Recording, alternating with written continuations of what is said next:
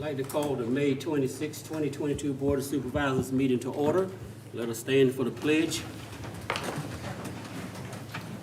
Pledge allegiance to the flag of the United States of America and to the republic for which it stands, one nation, under God, indivisible, with liberty and justice for all. You may be seated.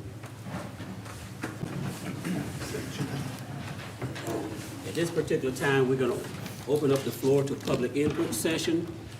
Also remember that you have 3 minutes, and at the end of 2 minutes, I will raise the sign. It means you have 1 minute left. And thank you. All right? Yes, sir.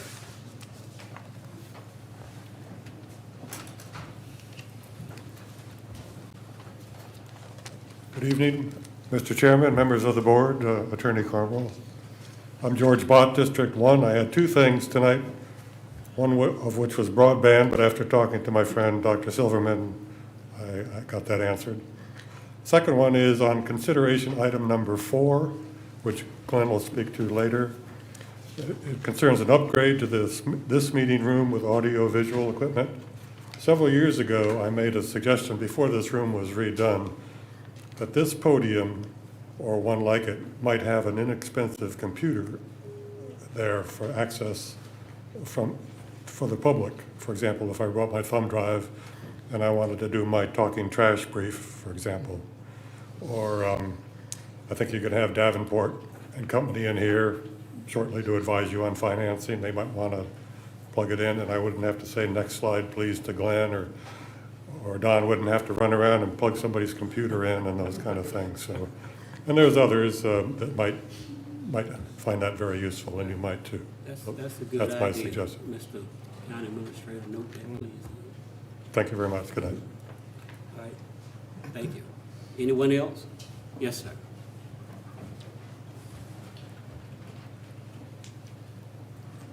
Howard Kaiser, District 3. I understand I couldn't make it to your capital improvement budget, and I'm not supposed to talk about anything else during the public hearing. So, but I want to address the capital improvement budget in case you guys put the final stamp on it tonight. I'm going to ask one more time for you guys to reconsider putting the county in debt going forward for the next however many years it takes. This is hardly the time to make that happen. I don't think anyone sitting up here tonight will go out and make a big purchase, put yourself in debt. With the way things are going in this country right now, and from people a whole lot smarter than most of us in this room seem to think it's going to get pretty nasty before it gets better. And so, me being on a low fixed income, and all of us that are, you're eventually going to have to do tax increase, and probably won't be small, because I don't think you can tell us right now what your final figure would be. How much would it cost to make that school happen? And driving by it a few minutes ago, I looked at it, and I said, you guys have put millions of dollars of maintenance in that school over the years, and it shows. It looks like a good facility, and there's people all over the state that would love to have that building, and the grounds and the athletic fields. So, going forward, if y'all let this go and you start burying us in tens of millions of dollars of debt, it's going to be on your back if it doesn't produce what you think it's going to do. Thank you. All right. Thank you, sir. All right. Anyone else? I've always wanted to do this. Brian Barnes, District 2. As you know, tonight's my last night, and I just wanted to tell you guys thank you. Thank you for giving me the opportunity to serve you, to serve the citizens of the county. In July of 2008, I came to work here, and it seems like yesterday, but it was a long time ago, almost 14 years. And it's been a good time, and I've learned a lot. And I just want to say thank you for what you do. Thank you. I know how hard it is firsthand. And thank you for the service to the county. And thank you for the opportunity that you've given me and the trust you've put in me to help you carry that out.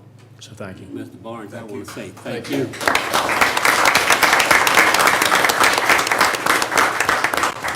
I I want to say thank you to what you have done for the county, still is doing, and also for working with this board, and also for working personally with me. I want to thank you for that, all right? Thank you. Yeah. He's not really leaving. I'll be sitting with Charlie next month. Now, that's twice you said that. Planning Commission, I think so. Charlie's gonna be lonely I'm this good. month if you're not there. I was gonna tell him, but Brian is one of the best people we've had here in doing this stuff, and a lot of stuff coming down on him. He's been super for all the people, whether it be citizens or what developers are working. He's had a lot of work, and it's highly. The only thing is, Brian, you can't take that desk with you. Yeah. Your standing desk? No, you gotta leave that. All right, thank you. Anyone else? Anybody online? No, sir, Mr. Chairman. Okay. Public input session is now closed. VDOT?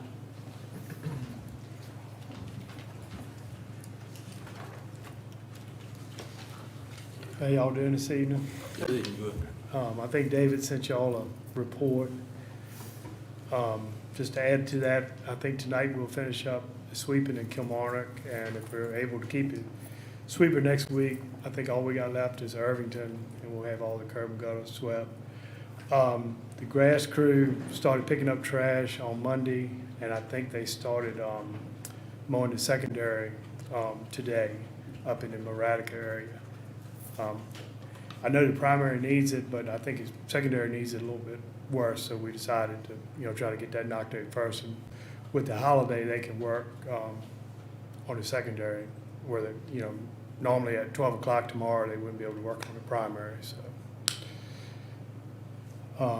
And other than that, the paving schedule, I'm still waiting, still 2 weeks out, I haven't seen anything, but hopefully they'll get all the bugs out and all before they get to Lancaster, and we'll get a good job. Y'all have anything for me? Okay, all right, thank you. Brian, I just want to thank you for all your help with me, and best of luck in the future. Thank you, appreciate it. All right, thank you. Thank you. Next, we have the Meritorious Service Award, Mrs. Davenport, no, Hayden Davenport. Heather Jenkins, Miss Jenkins, come forward. Forgive us, we're a little slow. We just worked a 12-hour shift. Okay. All right. Good evening, board members and citizens of Lancaster County. My name is Heather Jenkins, and I'm the Assistant Communication Supervisor at Lancaster County Sheriff's Office. I'm joined tonight by Communication Supervisor Amanda Haney. Tonight, we have the pleasure of presenting the Meredith Service Award to Communications Officer Hayden Davenport for his actions in the early morning hours of April 19th, 2022. Communications Officer Davenport, will you please come forward? He's a little nervous. We got to bear with him.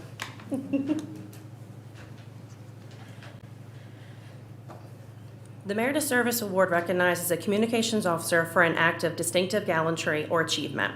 Meredith service is defined as deserving of honor or esteem, or deserving of reward for praiseworthy service. All of these qualities define Dispatcher Davenport's actions on April 19, 2022. On Tuesday, April 19, 2022, at 3:41 a.m., Dispatcher Davenport received a 911 call from a female reporting that there was a structure fire at the apartments near Northern Neck Burger Company. Within 4 minutes, a total of 5 911 calls came into the dispatch center. During that time, they were answered, processed, and dispatched. At 3:42 a.m., a minute after he received the first 911 call, Communications Officer Davenport had dispatched fire and EMS to the scene. During a chaotic situation, Dispatcher Davenport used his knowledge and skills as a communications officer as well as a firefighter to assess the call. Without knowing for sure that all the residents were out of the apartments, Communications Officer Davenport dispatched to fire and EMS that this was a structure fire with possible entrapment. In doing so, Dispatcher Davenport changed the level of response for fire and EMS from just a fire containment to a possible search and rescue. Communications Officer Davenport worked this high-level call in the communications center by himself for 2 hours and 40 minutes. before the next shift came on duty to relieve him. Within 34 minutes of the first call, Dispatcher Davenport notified and had units en route from Kilmarnock Volunteer Fire Department, Kilmarnock Volunteer Rescue Squad, Whitestone Volunteer Fire Department, Upper Lancaster Volunteer Fire Department, Fairfields Volunteer Fire Department, Kilmarnock Police Department, Lancaster Sheriff's Office, VDOT, Kilmarnock Town Works, Northumberland Sheriff's Office, Virginia State Police, and Dominion Energy. During the entirety of this massive event, Dispatcher Davenport's demeanor never changed. His voice, his personality, and his calm attitude remained the same. On 911 recordings, he can be heard saying, "Help is on the way, dear," or "We have the fire department en route, buddy." It can be easy for a dispatcher to get caught up in the adrenaline during a call, but Dispatcher Davenport remained steadfast in his ability to remain calm and courteous during tragedy. When others would have let the chaos crumble them, Davenport rose above and controlled the call with the utmost professionalism. Dispatcher Davenport found the calm within the chaos. Just like in the movie The Wizard of Oz, dispatchers are the magician behind the curtains, seldom seen but always heard. A communication officer controls the response from first responders just by the sound of their voice. If the dispatcher is cool, calm, and collective, the first responders are as well. If the dispatcher is frantic and pumping adrenaline, so will the first responders. A dispatcher's voice is a guide of hope in the darkness.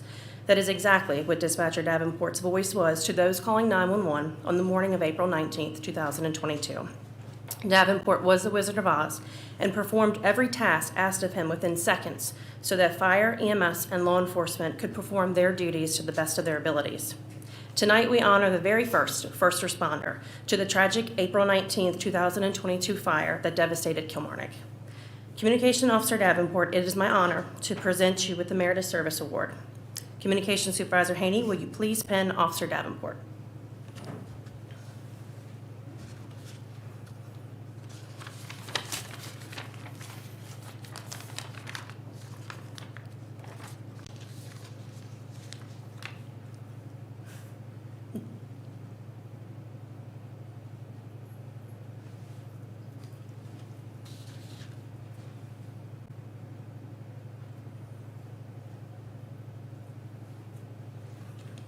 Lancaster County Sheriff's Office and Lancaster County Communication Center extend the greatest job well done to Communications Officer Hayden Davenport. Thank you for your service.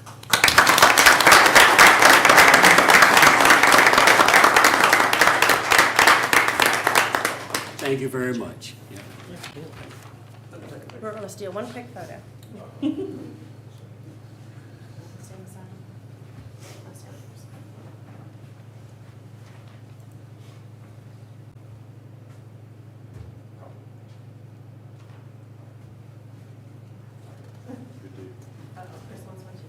Big happy day picture.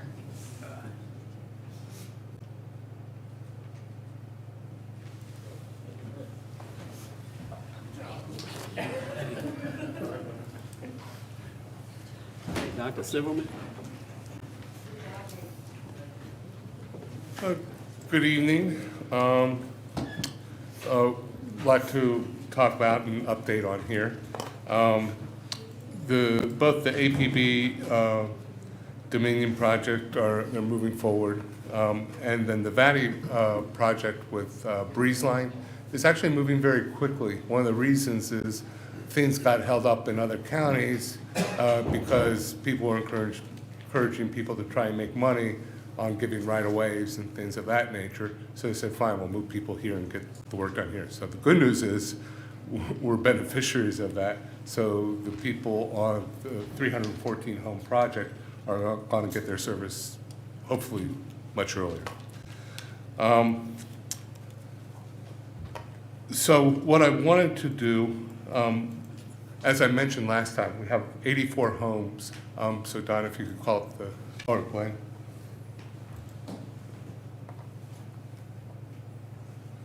But, oh, wrong one.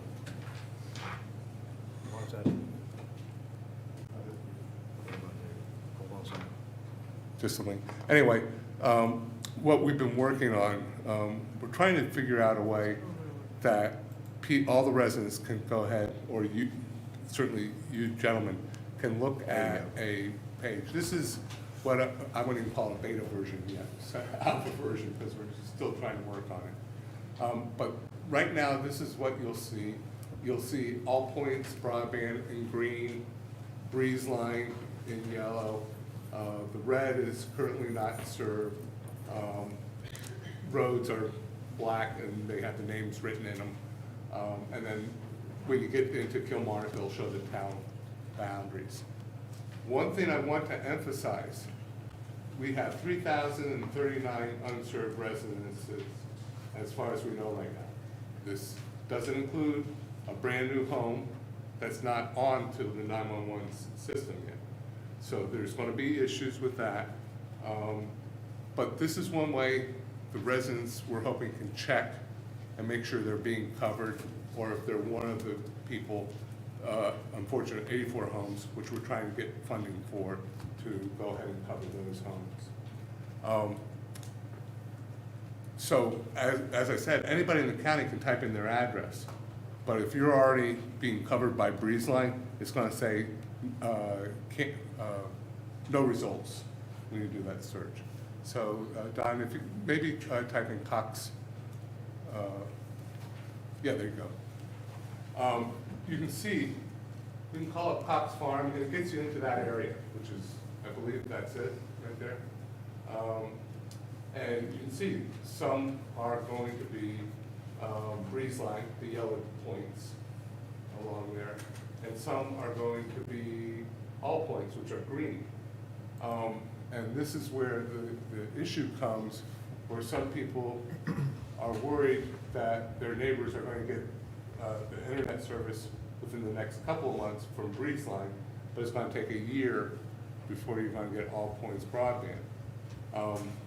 Again, the neighbors can go ahead and get together and try and pay APB, not APB, Breeze Line to go ahead and hook them up if they wanted to have a service earlier, but they are covered. And we have to be careful, because no matter where you go in the county, people are going to say, why am I not first in line versus others? And this is a classic case where you're going to have one company coming in, another company coming in on another grants, and so it's not going to necessarily be the same timing on there. Let's see.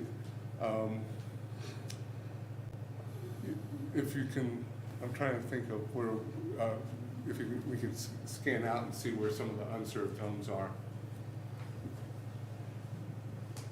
Okay, there was one right there. You can see, you have a pointer? Yeah, thank you.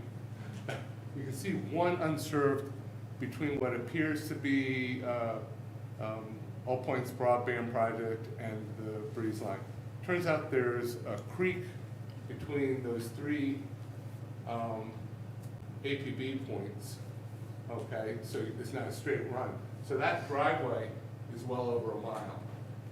And same thing with, actually, Breeze Line may even be closer from the other side because it's actually land. But they did not pick that up or want to do it. Again, some cherry picking going on.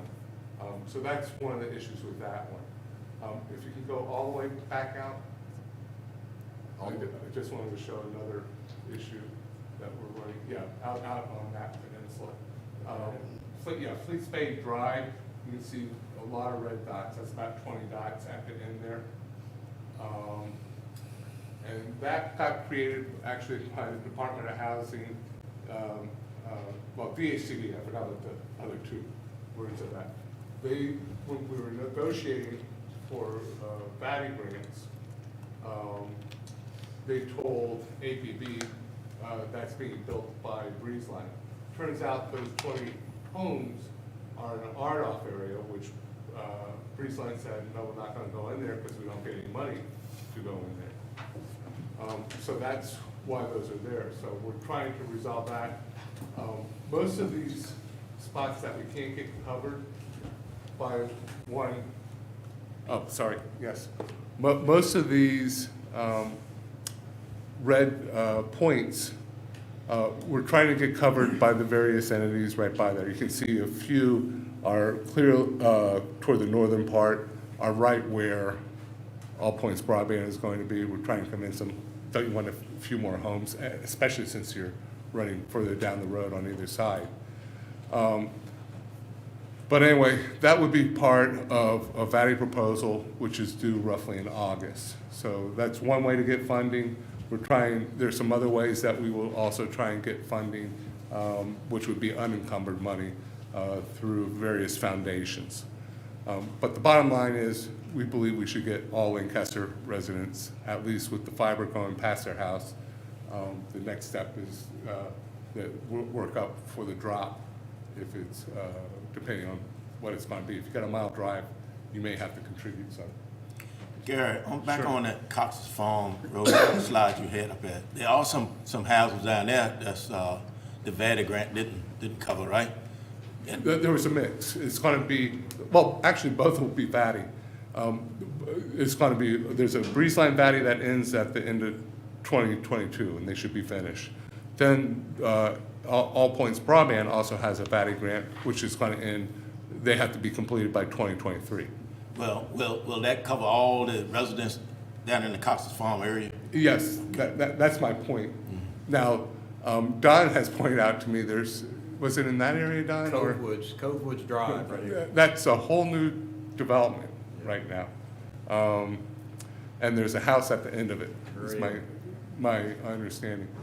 Right now, you can't, if you type in the address, it comes up null. So what you then have to do is, if you can blow up and push that over so you can see it, Don. What's that? If you can move the map so you can see that area. What area? Because here's Cove Woods right Yeah, here. no, but, yeah, exactly. Okay. You can see Breeze Line is probably the closest right now. And so that's what he's gonna have to go ahead and do.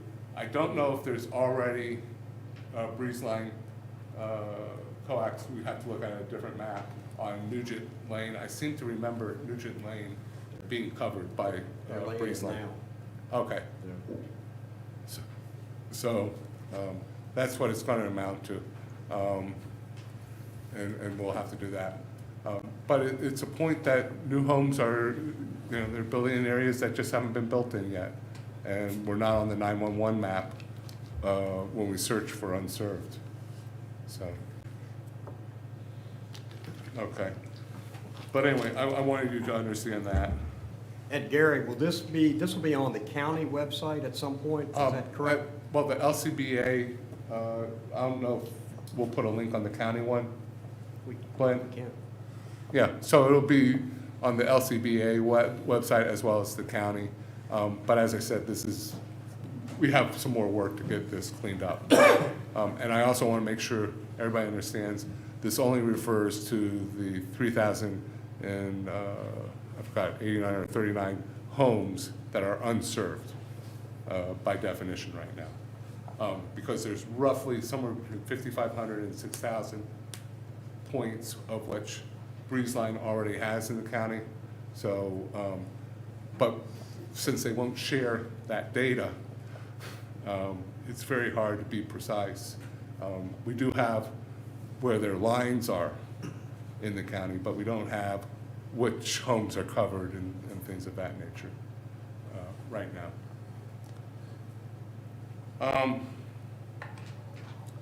The CARES fixed wireless project, which most of you are aware of, is now up to 240 installations as of today, which is good. Most people, I've gotten positive comments on it. I am hearing that there is some issues that they've noticed a couple months ago, and I'm going to get back to that because I want to ask everybody what happened a couple of months ago. The smart poles.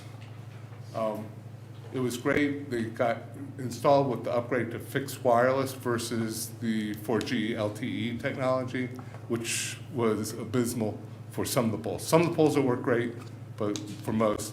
And the other advantage of this is we don't pay anything for this, the county.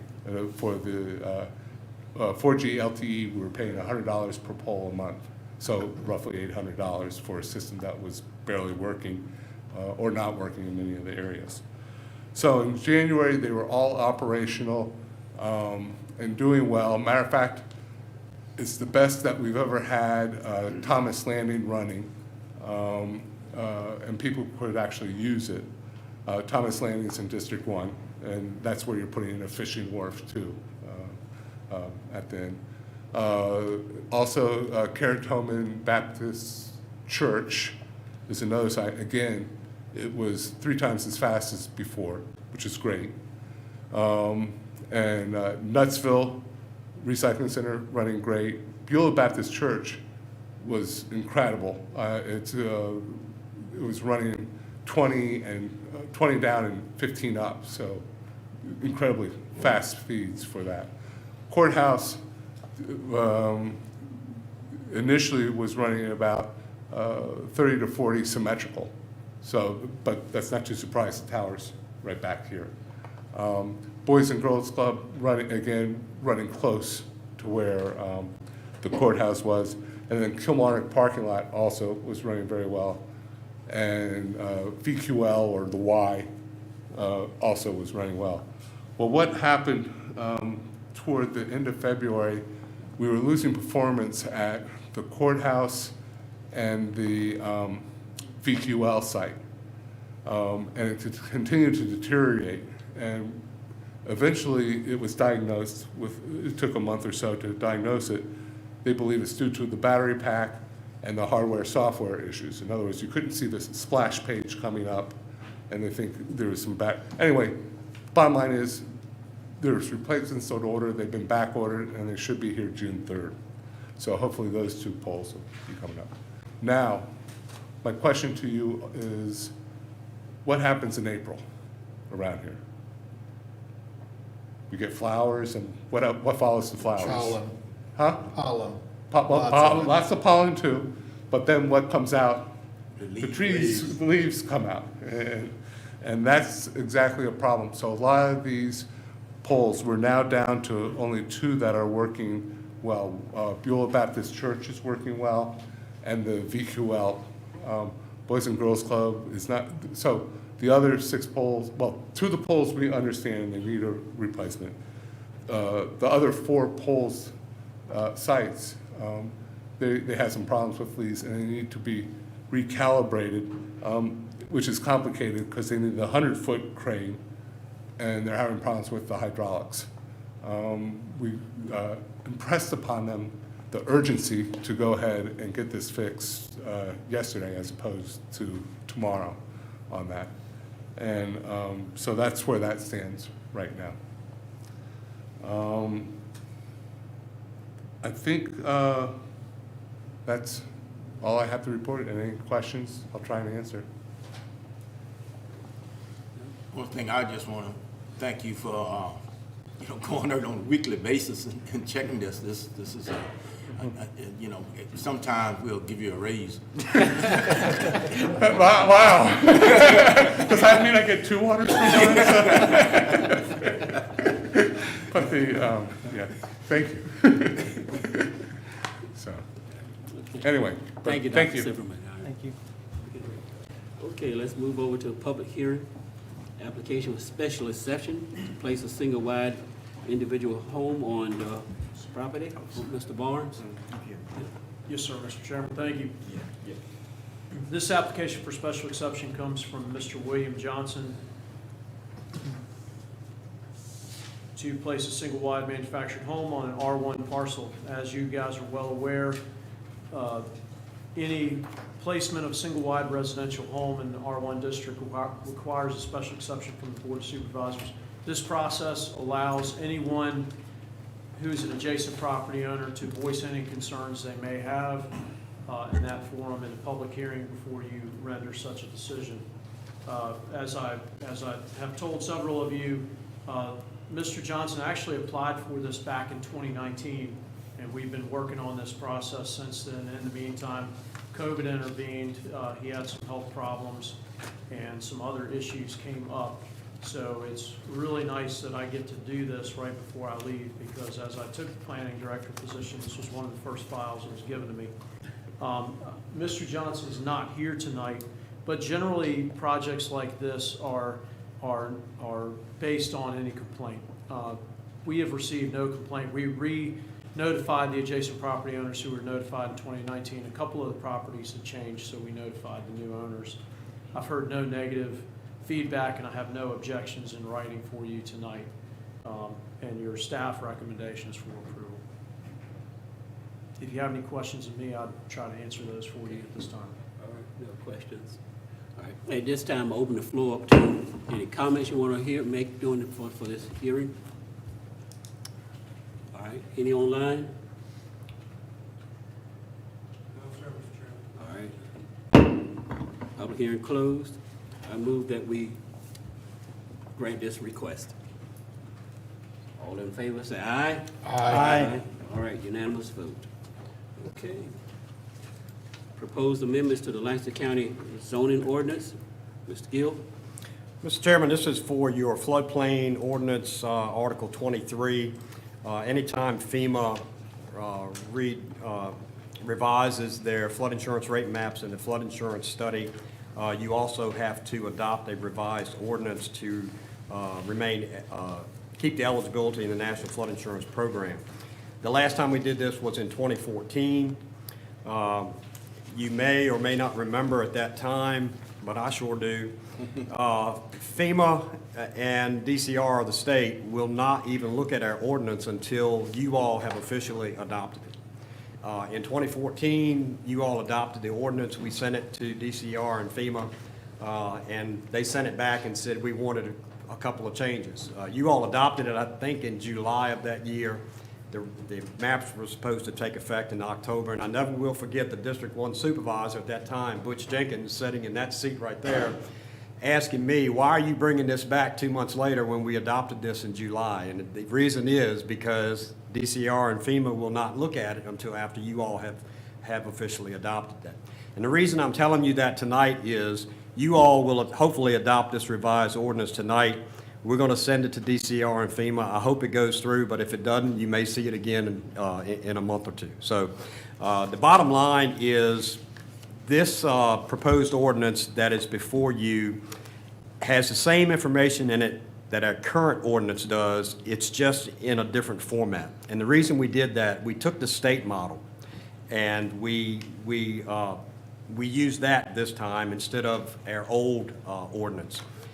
Reason being is because the state model is what DCR and FEMA are used to seeing. So hopefully by adopting this format of the state model ordinance, we'll make that review by DCR and FEMA easier. So with this revised ordinance, there are no increased standards over what our current ordinance is, and I'll show you a diagram in a second that can explain pretty much in one picture about the floodplain ordinance.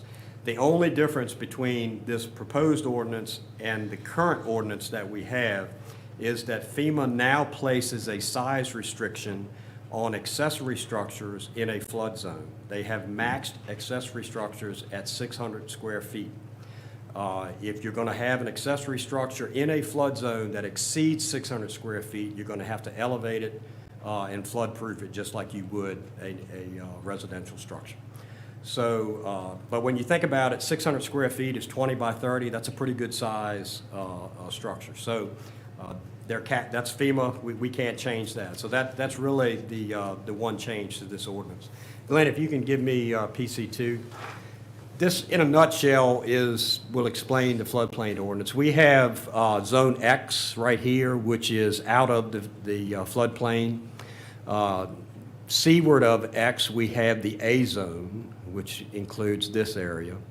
And then that's up to a 3-foot wave. And then above 3-foot waves is the most dangerous flood zone, which is a VE zone. This is wave heights greater than or equal to 3 feet. That's what existed in 1988 when we had our first flood insurance rate maps. In 2014, FEMA added this, it's called a line of moderate wave action, and that's at the 1.5-foot line. In 2014, they added this, and they said, okay, we're going to split the A zone into this less dangerous A zone of less than 1.5 feet, and from 1.5 to 3 feet is a more dangerous A. We're going to call this the coastal A zone. So that still exists today. And what does all this mean? If you put this Limois line, look at this Limois line right here, to the right, the less dangerous A zone and the X zone, there is no additional freeboard requirement. Freeboard is the additional height above the base flood elevation that the lowest horizontal structural member of a structure has to be built to.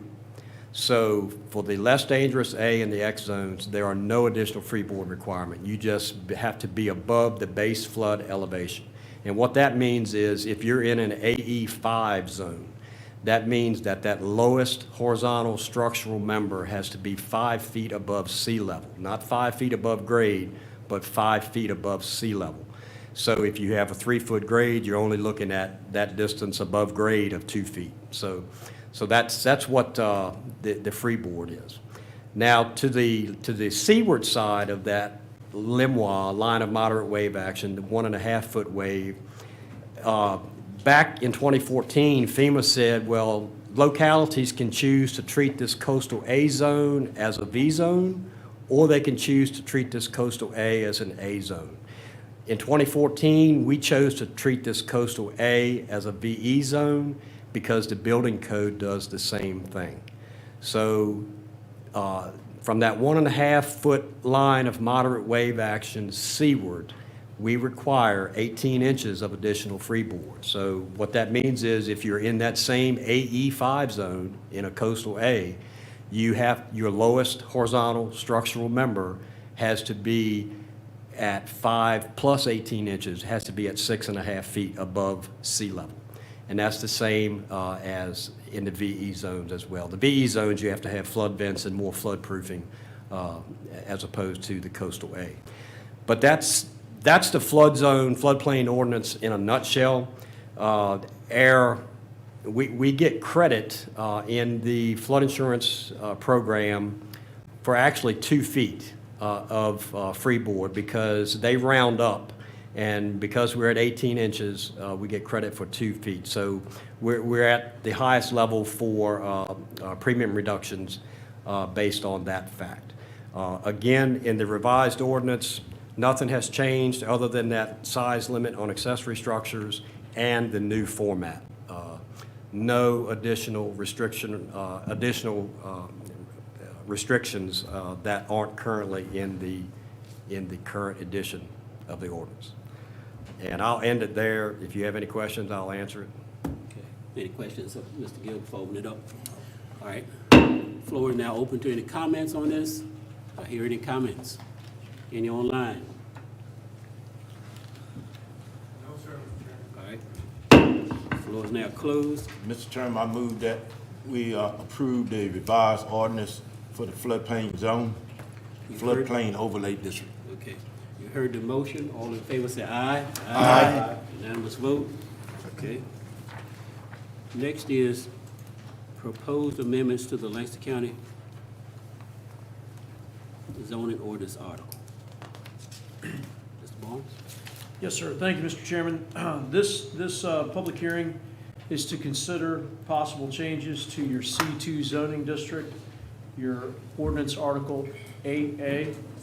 As you are well aware, you've had several rezonings recently of properties, especially along Irvington Road, that were Zone C2 that wanted to become Zone C1.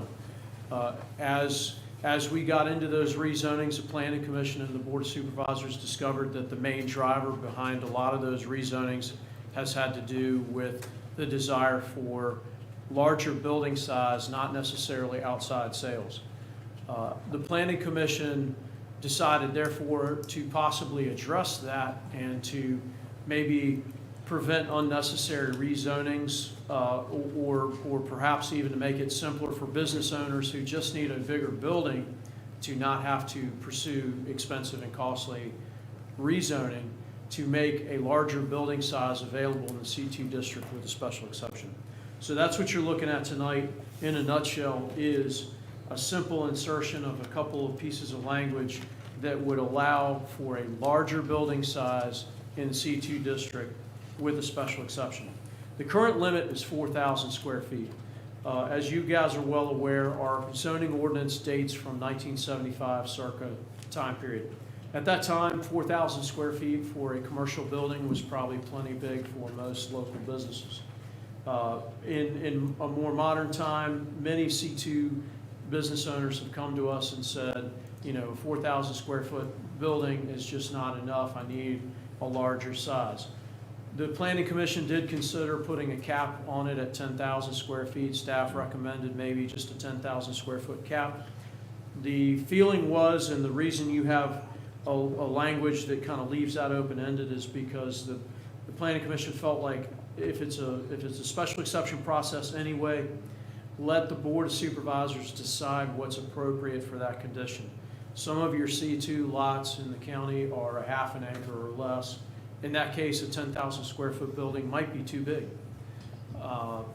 With a special exception, you are allowed to condition the request. In a rezoning, you cannot. You cannot ask for proffers. So by placing this enlargement of a building size in the realm of a special exception, it gives the Board of Supervisors a chance to work with the owner on something that will hopefully be mutually beneficial. While we were at it, Mr. Farrell and I decided to look at the building height as well. Building height in C2 is limited to 24 feet in height. That is, unless I'm in error, that's our shortest height of any zoning district. We felt like it would be prudent to present that to the Planning Commission to allow for a possibly higher height, again, where appropriate. Larger C2 parcel that has buffers on either side, you might let an applicant go up to 35 feet. 45 feet is generally our highest height in any district in the county outside of the incorporated towns. So with that, you have the language before you in highlights as a part of your memo. That has been approved by the Planning Commission, recommended for approval. It has also been re-advertised on the website as required, and that will be your consideration. I do not have any public comment at all, either for or against this article for you. If you have any questions of me, I'd be happy to answer them. I didn't see a cap on the height. Did I miss that? Correct. Okay. There is no, you're right, there is no cap on the height either. So Okay. height, it just says, quote, buildings may be erected up to 24 feet in height from grade, comma, and your new language, in addition to that, would say, height may be increased with a special exception. Okay. Any additional questions, comments? Okay. Floor is now open for comments. All right, any comments online? No, sir, Mr. All Chairman. right. Floor now closed. Motion?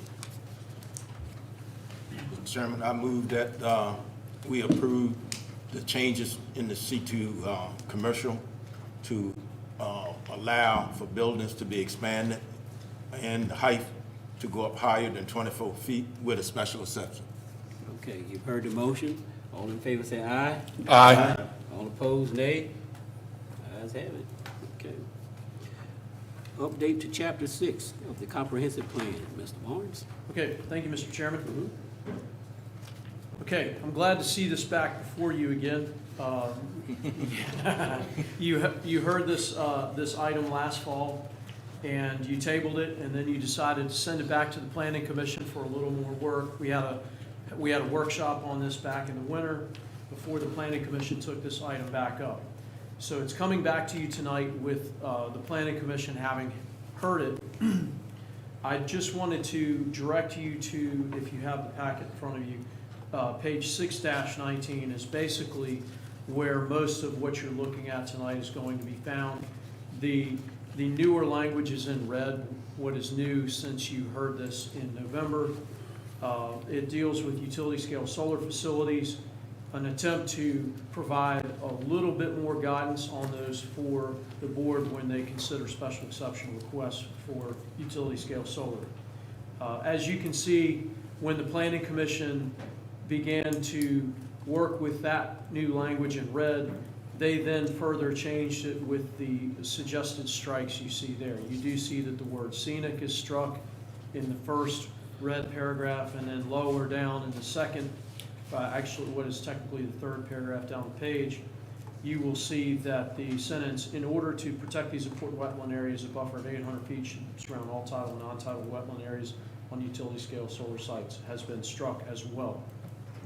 I think the Planning Commission, if you read the minutes, they felt that the buffer of 800 feet around tidal and non-tidal wetland areas was too strict and too restrictive, and therefore recommended to strike. They did leave in language recommending that slopes at or above 5% should be avoided if possible. There are a few other minor tweaks in red highlight that you'll see throughout it. There was a math error on one page regarding VDOT numbers, and on 6-6, the Triway Trail language, we added one new sentence in there. If you have any questions of me, I'd like to entertain them. I think you do have at least one or two people signed up to speak Yeah, on we this have item. Am 4. I correct on that, Mr. Okay. Rowe? Any questions? I have Open up the just a floor. quick comment. I think the planning commission had some trouble defining what scenic was or didn't really have. I provided the board with a little bit of background on what scenic byways are in designation by the General Assembly, and that's basically defined by law. So Correct, I would be under the impression to put scenic back in, I appreciate that, and I think maybe calling it scenic byways even. that may be a good idea. I think that's Yeah. I was reading it again, and I think if you do scenic byways, it'll work. Because that's really a big discussion during the planning commission. So I think scenic byways would work. All right. Any additional comments? All right. Floor is now open for comments. Any comments from the floor? Yes, sir. Oh, hold on. I got you. got the Mr. list? Cockrell first. Okay. Thank you.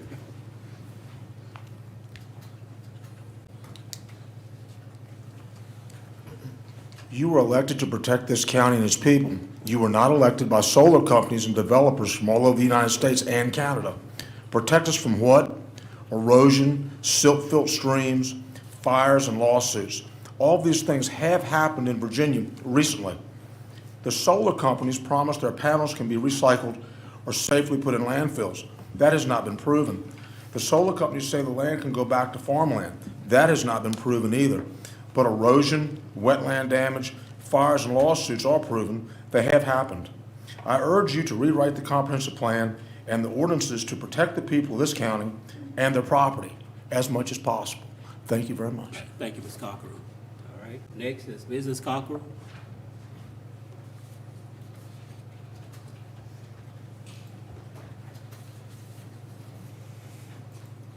Jamie Cockrell, District 2.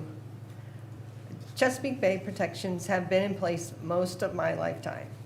As public servants, it is important to stay up on the changes in environmental policies that affect Virginia.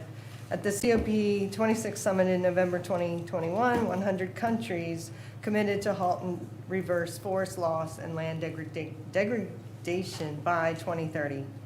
On December 15, 2021, Ralph Northam allocated $1 billion in Chesapeake Bay preservation, specifically for the conservation of cropland, pastureland, bayland, and forest land, and also providing technical assistance to farmers and landowners to implement conservation practices, and $10 million is allocated to the Virginia Land Conservation and supports conservation of forest and farmland and tree planting.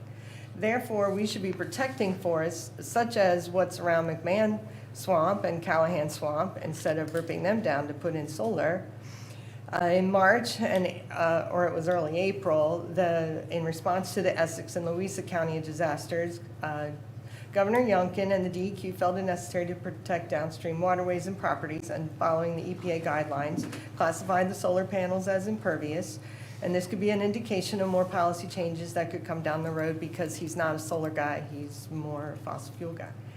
Additionally, hundreds of, I don't know if this has made it to your ears or not, but hundreds of large-scale solar projects are on hold in the United States right now, awaiting an outcome from a federal investigation into trade violations from the Chinese and skirting their U.S. duty rules. And they are responsible for 80% of the panels that we receive here in the United States. All of this should be taken into consideration when finalizing the county ordinance for solar. And I know Brian offered the Mecklenburg, Virginia ordinance as one of the samples. And I don't know whether their ordinance came before this DEQ inspection on September of 2020, but there was numerous problems that 1 they minute. found. Okay. And you can look that up, but Mecklenburg on September 24th, 2020, had numerous violations on their solar farms. And the erosion prevention measures were basically not implemented or carried out, and they tried to get away with not complying with the requirements of the permits. So that's exactly what we've been worrying about happening here. And when the company representatives make recommendations about setbacks and slopes, like they did at the Planning Commission, and their motivation's purely financial, and the Planning Commission member actually asked the Gentry Lock lawyer for advice, and he should not be doing that. Some have linked the building of the new school to potential tax revenue from the solar.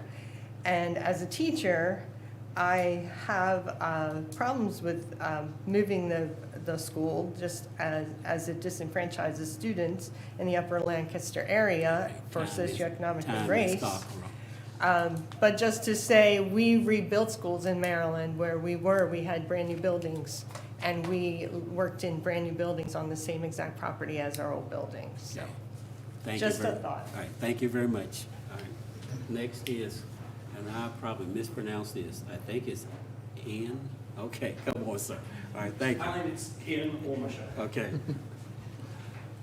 Thank you, Ian Ormisher, District 5. I know you can only see one of me, but when I actually told people what I wanted to speak about at this meeting, I actually had another 25 of my friends and neighbours come along and said, Ian, will you please represent us with those same views? So you can only see one of me, but I'm really representing 26 different people. I'll hand Mr Barnes a copy of those names and their districts, if I may, when I've finished. I'd like to talk about the relationship of the comprehensive plan and utility scale solar. Utility scale solar would compromise the comprehensive plan for many areas of the county. In the county's plan, there are at least 24 instances of words like rural charm, aesthetically pleasing landscape, rural character, scenic setting, natural beauty, unique scenic resources. And I think all of us here understand the importance of these scenic resources. If we allow utility scale solar to reduce the scenic rural charm, then this will ultimately impact on how our residents and visitors view this county, perceive this county, and ultimately that will impact our economy. The comprehensive plan is further compromised by the fact that the cheapest place for developers to build is prime farmland. And one of the objectives of the comprehensive plan is to encourage and support the agricultural industry. So utility solar has two aspects where it is damaging to the intent and feasibility of the comprehensive plan. A further damaging factor is that there appears no limit to the number of sites that developments will build. It's not a demand-led scenario. They're going to build for the reasons that they can acquire incentives and subsidised revenues. And unless that changes, they're going to continue to want to build new sites and expand existing sites. So if you allow them in an area, you've opened the door, and you don't know how many you will get trying to go through that door. On the plus side, solar has some degree of location independence. Sure, there are network capacity and management issues, but to some degree, the solar farm or solar facilities can be located and the technical issues can be overcome by the utilities planning processes. So if we can, as a county, can identify areas where they are deemed suitable for utility scale solar, they should have enough flexibility to locate there. In summary, what the 26 people I speak on behalf would like me to convey is that I support the further review of the Lancaster County Plan and ordinances to clarify what constitutes a suitable location for utility solar. I encourage the county to develop an ordinance that allows solar to be located in the least environmentally damaging and socially acceptable locations within the county. And the real meat of this These locations should be such that they do not impact the rural character of the county, and that may include limiting solar to specific areas. Thank you. On one specific point, and Mr. Bellows has mentioned it already, please do strike, or please do reinstate the word scenic back in where the Planning Commission had proposed that it be removed. Thank you very much, gentlemen. Thank you for very this much. opportunity. Yeah, thank you very much. Okay. Mr. Costello?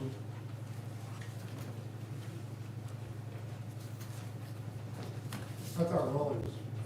Yeah, I have your name I didn't sign before. up for this one, but I'd like to speak on it, so go ahead. Well, go ahead. Thank you, sir. Thank you, sir. All right, I'm going to be the devil's advocate. Everybody seems to be here thinking that solar farms are the devil. Nobody wants to look at them. Everybody wants to drive an electric car. Everybody wants to have lots of electronics in their house, but nobody wants the solar farm near them or in their neighborhood or where they can see it. I guess I'm in District 5. I've just moved back to Irvington, so excuse me if I don't know exactly where I am, but my farm, I think, is in District 4. Has the ignominious fate of being on Route 3. For full disclosure, I do have an application in for a solar farm. I was here at the original hearings on the zoning, and the debate was whether to make it 250-foot setback, which honestly, at the time, I thought was ridiculously excessive. Now I look at what you all are doing, and basically it's just punitive. Everybody wants to look across my property, but nobody wants to pay me for it. I have to pay taxes on it. I'm limited either to agricultural use. It's a single crop farm where I get $50 an acre on it.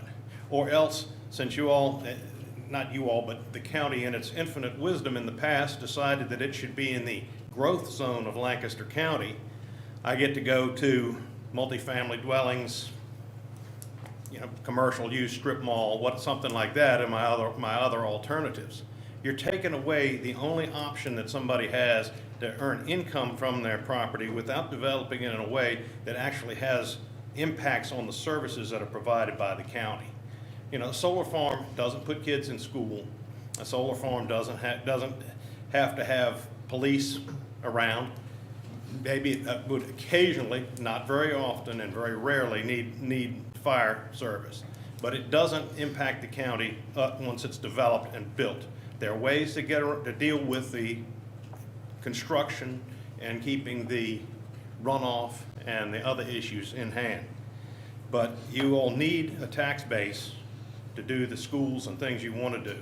There isn't any other commercial use coming into the Northern Neck right now. If anything, it's contracting. Where you can put solar is limited to a certain distance from a suitable transmission line. You can't put it on these back roads.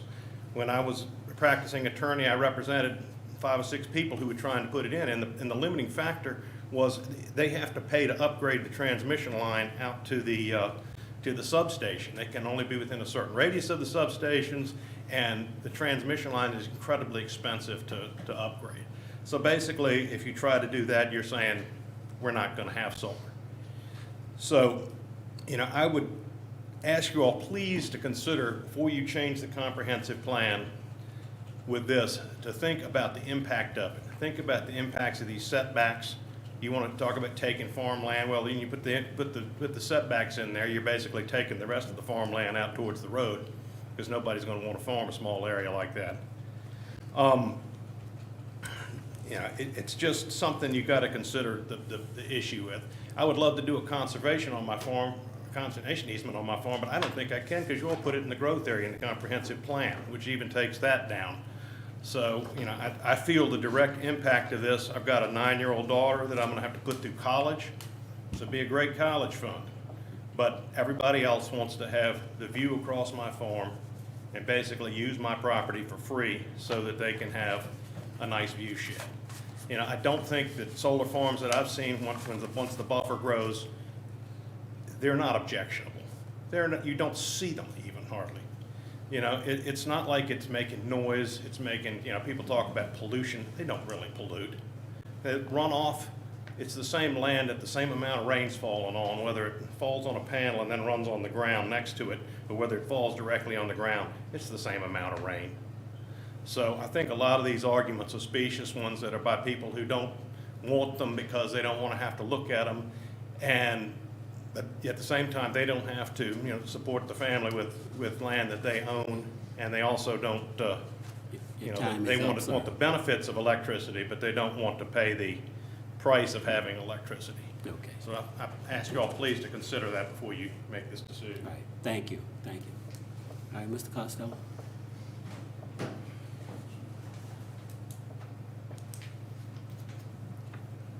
Charlie Costello, District 2. I've been trying to have this thing about comprehensive plan for 3-4 years since we've been doing this. We're always putting it off until we got the ordinance. Now we're finally getting around to the comprehensive plan. We should have been here before. I support putting that scenic back in. I know what scenic is. You come across that bridge, you got a scenic resource. That's what people like. That's why they want to come in here. They know how this place is, what it is, and they want to be here. That's what the examiner said when he was looking at building the towers. Our comprehensive plan protected this place. And scenic can be defined. Right up here in Lively, or on 201, there's a tremendous scenic farm. It's in a conservation area. It is being protected, all 100 acres plus. And 201 itself ought to be considered as part of our rural, our highways. We always talk about 354, 200, and Route 3. 201, and where it's, you know, open, should be protected as well, and should be considered that way as part of the highway corridor. As far as solar facilities, and I will not use the other term that's being bandied around. You always see, and I remember so well, when Open Roads came in here, they didn't show you panels.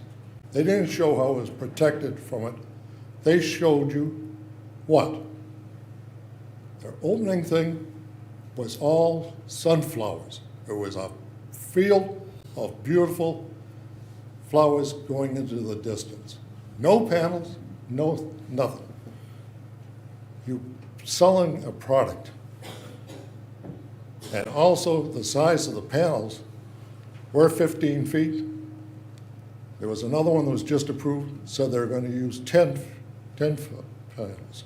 And I think we ought to limit the size of panels they go in. As far as this comprehensive plan, I support it. The 800 feet may be excessive. There is a Chesapeake Bay Act that has 100-foot RPA. Maybe that's enough. In some places, it's not enough, but if you have the 5-foot, 5% slope, that may justify doing it that way. But this area, the way it is, I support what's been produced and sent up to you. Please go ahead and accept it and pass this on so we can move on and get the ordinance up here and get that adjusted. I'm worried about new applications coming in right now while we wait this period till you take a look at it in June. You got a list of, in front of you, of what's been received, approved, and all. You could have more. And Dominion is pre-applied, but I don't know how close they are, but I'll bet they've increased the lines from 115 to 230. They put up new things from that substation coming in, and the wires coming across the river underground. I'll bet they're 230 because their towers were being built to carry 230 kV. So be aware, you don't always get all the story. Check it very carefully and ask the tough questions from the people that can answer. I asked the Dominion person, he said, oh, I'm just in generation. I only handle generation, I don't know what they do in transmission. Really? Thank you very much. Thank you. Anyone else? Anyone online?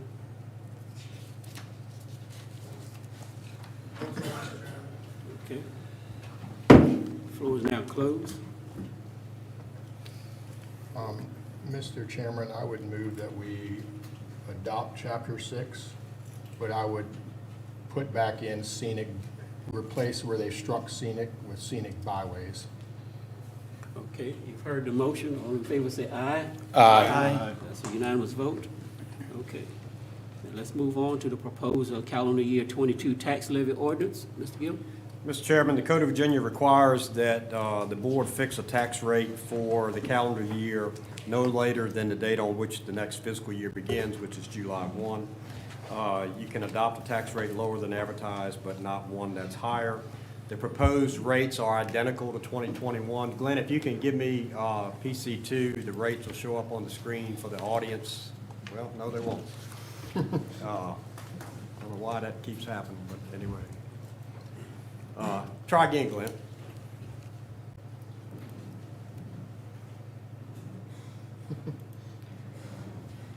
Anyway, there are no changes to the proposed calendar year 2022 tax levy ordinance. The board sets its tax rates by ordinance, which requires 2 weeks' worth of advertisements. The current rate's 63 cents per $100 of assessed value for real estate, $2.04 per $100 of assessed value for personal property, no boat tax, $1.52 per 100 of assessed value for machinery and tools, $1 for per 100 of assessed value discounted by 50% for merchants' capital, and everything else $1.52 per 100 of assessed value. And of course, farm equipment, farm animals, and other classes of farm items are exempt from taxation. So if you have any questions, I'll be glad to answer them. Any questions? No. All right. The floor is now open for comments. Any comments from the floor? Yes, sir. Oh, none. Okay. Any online? No, Mr. Chairman. All righty. Floor now closed. I move that we adopt the proposed calendar year 2022 tax levy as presented. You've heard the motion. All in favor say aye. Aye. Unanimous vote. Okay. Mr. Barnes, appropriation of special exception. Yes, sir. Thank you, Mr. Chairman. This public hearing is to consider the application for utility scale solar facility special exception for Sandale Solar, care of Hexagon Energy. They're requesting a 3 megawatt, 23 acre solar array on a 58 acre lease, tax map number 28-206A, located off of Old Salem Road in District 5. This project has been before the Lancaster County Planning Commission in November 22nd, 2021. Lancaster County Planning Commission sends this to you with a recommendation of approval with a vote of 6-0. They performed a 2232 review, which looks for location, character, and extent of the project. I've provided the minutes of that meeting for you in your packet. I also have before you earlier additional information that the applicant and the county administrator worked on together today. I believe it came in today or yesterday. The main thing I want to draw you to is the revised special exception conditions. They come from Mr. Scott Foster. That's a couple of pages in. And you'll see the red highlight there. This is a set of proposed special exception conditions. You also have an extra letter of support. I do not have any additional letters of protest on this project as of today that I've received. The adjacent property owners were re-notified. As you see in your memo, there were 2 property owner changes that we caught on transfers of property, which is very difficult in this day and age, I can tell you that. We notified those individuals, one by email, and received a comment from one in support and no comment from the other.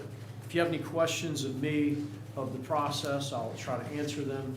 Mr. Scott Foster is here. He'd like to give you a short presentation as well as the representatives of Hexagon Energy.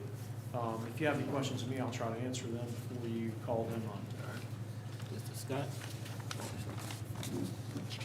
Good evening, good to be back with y'all. Scott Foster, Gentry Lockett, Richmond. Here to introduce Allie Kranz with Hexagon Energy. She's going to walk you through the meat of this presentation, and I'll talk to you about the conditions, the comprehensive plan, and then we can answer any questions that y'all have. Thank you. All right, good evening, everyone. Thanks for having us here tonight.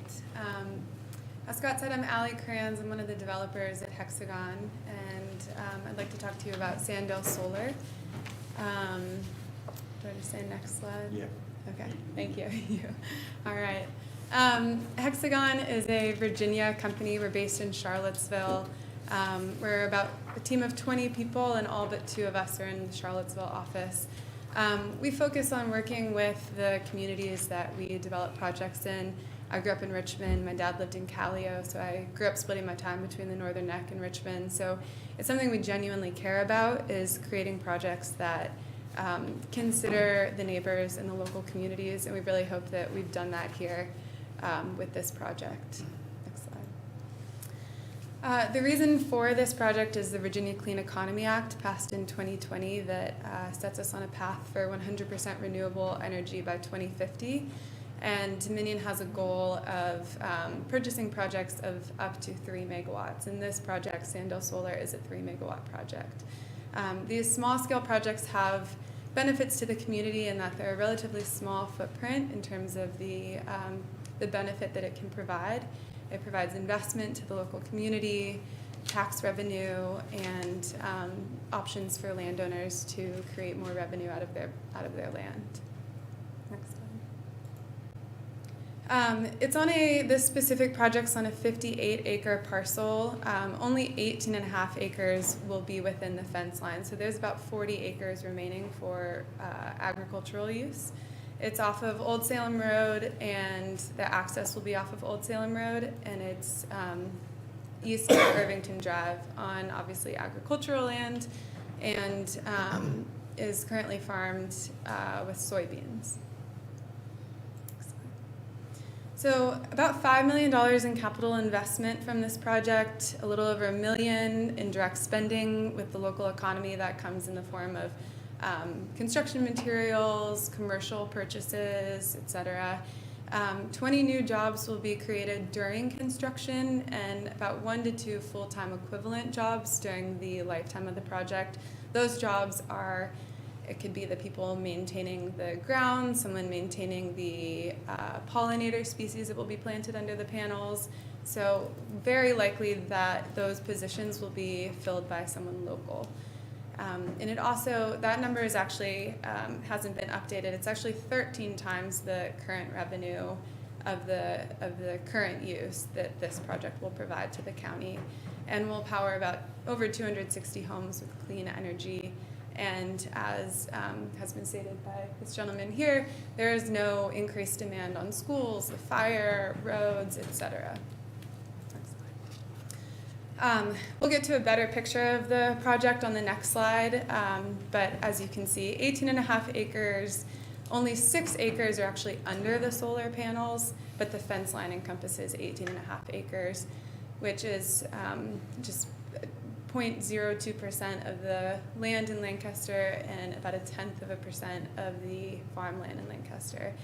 The total revenue currently of the project annually is $500 in tax revenue. This proposed use will provide about $6,000 annually, and then over the course of the project lifetime, that's $260,000. So a difference of $240,000. Next slide.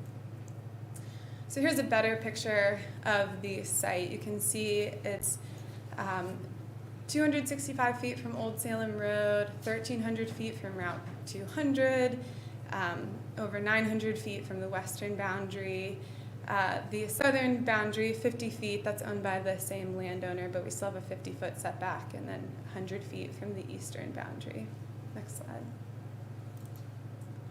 This slide has an error on it.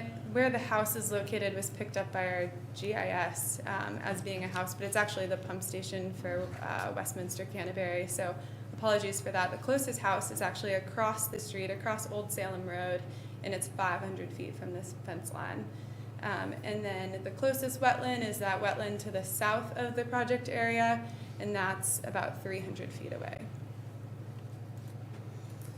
So this is a visual rendering that was done. We're looking south here. So in the top left corner, you can see what angle we're looking at. So we're standing here on Old Salem Road looking south.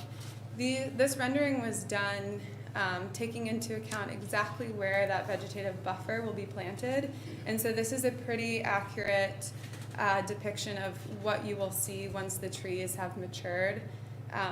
That's a 40-foot deep buffer of vegetation. And in this diagram, or in this rendering, we've showed both pines and wax myrtles. So a mix of deciduous and coniferous trees to add a little variety to it so it doesn't just look like a row of pines. The neighbors, as I said, the closest house is about 500 feet, but on average the homes are about 800 feet away. And 2/3 of the property, so like I said, about 40 acres of the property will remain in agriculture. I think you all are probably pretty familiar with this information by now, but to quickly go over it, the main source of noise in these solar facilities is inverters. They're located on the internal part of the panels to mitigate noise. They are inaudible at the property line, and then going in from there, it's 30 decibels at 50 feet away. That's the equivalent of a whisper. And about a meter away is the sound of your AC unit outside your house. And we'll obviously comply with the ordinances for limits on construction and just overall noise. All right, I'm going to turn it back over to Scott. Sure. So I want to talk to you about the conditions we proposed and Brian reviewed, and we made some additions to at the request of Planning Commission. So the first condition provides for the development of the project in conformity with, of course, your comprehensive plan, your zoning ordinance, and the general concept plan for the project. So we're bound to general conformity with the plan that's in the application package. Second condition, talking about security fencing. You all are used to driving by facilities and you see often chain link fence with barbed wire on top. We're proposing something that is much more in keeping with Lancaster's rural agrarian aesthetic, and we've really discovered additional flexibility in designing fencing that's not so aesthetically jarring as chain link. Allie covered the comprehensive buffering plan. Albert Pollard is a neighbor. He's the one who pushed us on the wax myrtles, which we were happy to do. It's a nice evergreen, fast-growing native shrub. So we'd like to add that to the plan. One of the changes you'll note in our proposed conditions address the use of the rest of the parcel. So as Allie said, we got approximately 40 acres left over. We're committing to keeping that in agricultural and silvicultural use for the life of the project to ensure that ag use serves as a nice transition for those other adjacent uses, and it stays in the same state it is today. Fourth, we're going to submit an emergency response plan. Emergency response plan also is going to provide for training at your all's request. That was proposed in the Waller project, and we're going to do that again here. We're going to conserve topsoil on site. This is an extremely flat site, so minimal, if any, grading will be required. So that's an added benefit both to the environment and to the development. Limiting our construction hours to 7 to 7 Monday through Friday, 9 to 7 on Saturdays, and no construction on Sundays. Yeah, next slide. There's a condition that provides for stormwater management plan and an erosion and sediment plan. Those will be submitted to the county once those reviews are completed by DEQ. Prior to final site plan approval, and I'm going to talk about this on a separate slide, we're going to have extensive provisions on decommissioning. I'll go into better detail on that. We volunteered, so these small projects are currently tax exempt. We volunteered a payment of $1,400 per megawatt, subject to a 10% escalator every 5 years beginning in 2026, tracking solar revenue share, of which you all have adopted that ordinance. So we want to make sure that you were held equal there. So a new theme in solar development is including pollinator gardens, both inside and outside the fence. We feel like it's a productive and environmentally sensitive use of that area. Those pollinators will be installed in accordance with the Virginia Pollinator Smart Program. Mr. Lee at the Planning Commission reminded us that we needed to add a condition regarding commitment to using Tier 1 panels. So Tier 1 panels means they've passed all those UL listed tests, and they're really the industry standard. The most important test they will have passed is called the TCLP test.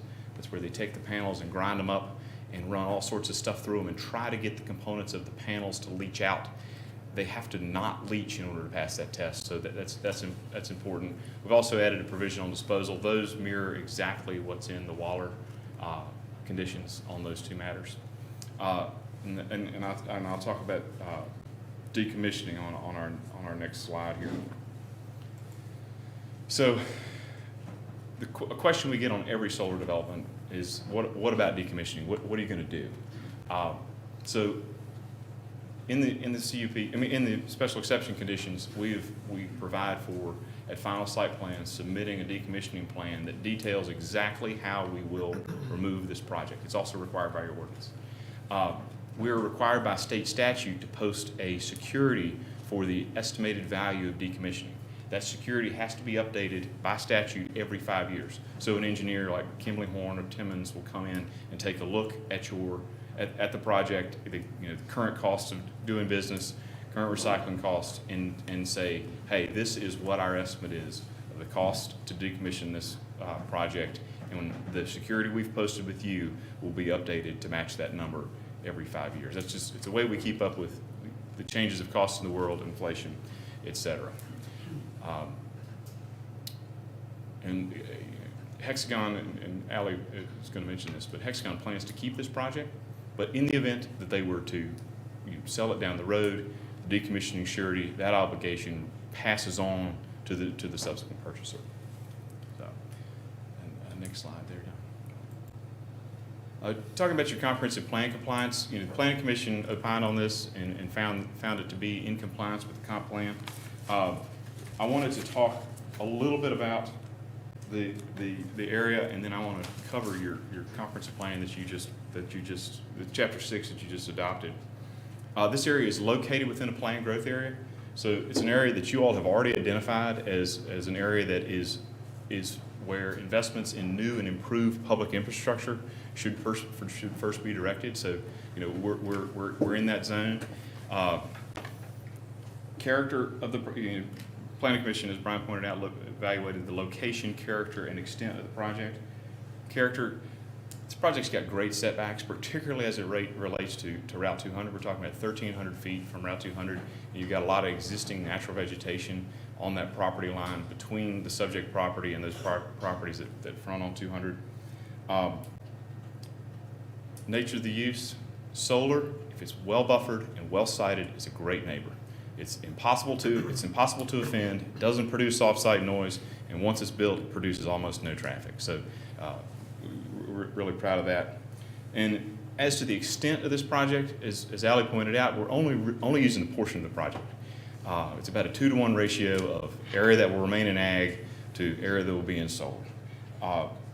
So we feel like that's a really nice mixed use, and by committing to continue to use the remainder of the parcel for agricultural use, we're ensuring that aesthetic is maintained for the life of the project. As for your comp plan update, the language you just adopted, this project is not within view of cultural, historic, or recreational resources. It is outside the corridor overlay, and it won't be visible from Route 200, and like I say, it's over 1,300 feet from that road. It's not on highly erodible soils. It is nearly flat, so easily below the 5% grade threshold that you all just put in the comp plan. And over 300 feet from the closest wetland, which you all could note on that slide, is almost all the way through that woodlot to the south of the project. All right. So, talking about the comprehensive plan, you all are concerned about macro land issues. How much land in Lancaster are we willing to devote to solar? So I had the Hexagon team take a look at the existing capacity at your two Dominion substations here to help contextualize for you all what the ongoing demand for solar as a land use will be in Lancaster on a I hate to use the phrase, but worst case basis. Like if you approved every potential megawatt of solar in Lancaster, what would that land use look like? And Allie's got some helpful information on that, and she'll walk you through that. All right, so if you look at this slide, you can see we have the Akron and the Lancaster subs, and then the red lines are the distributed generation electric lines that go in and out of those subs, and those are the lines that feed homes, schools, businesses. If you go to the next slide, please.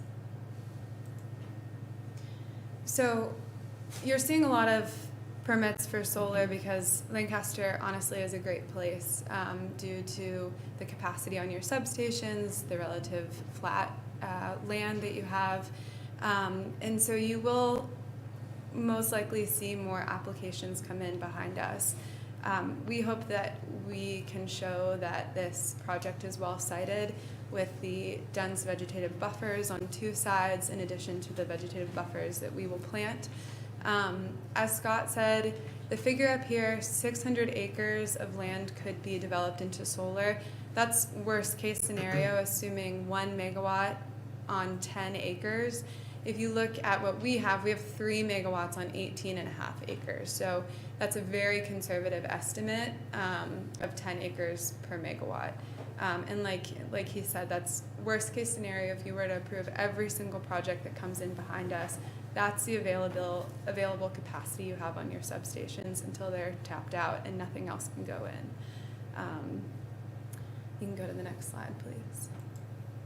So just in summary, I wanted to say we obviously heard the concerns of several community members here, and those are valid concerns, and we understand why people are hesitant to accept solar in their communities.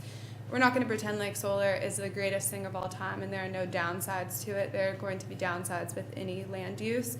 But we're here because we genuinely believe that there's a net benefit to communities to have solar in the revenue that it provides in taxes to the community, minimal impact to your public services. And again, as this gentleman has pointed out, it provides farmers with an alternative revenue base for their land and gives them more options to keep land in their family longer or just do more with their property. So we hope you consider that tonight, and I'm happy to answer any questions that you have.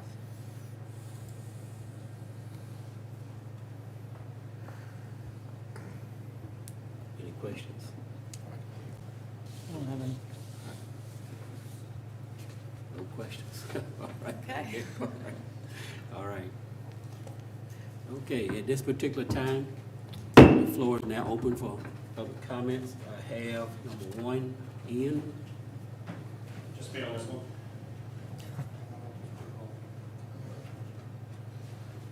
Ian Ormsher, District 5. Again, my comments are echoed and supported by the 26 other people, the names I've submitted to Mr. Barnes. The old Salem Road proposal borders the highway corridor district. There are only 2 roads that run across the highway corridor district, and this is on one of those. The highway corridor district was designed specifically to better protect the rural character and encourage appropriate development. Earlier I talked about scenic resources, and most people are particularly offended by the fact that this application, the site chosen, is the one single vista open vista on Old Salem Road.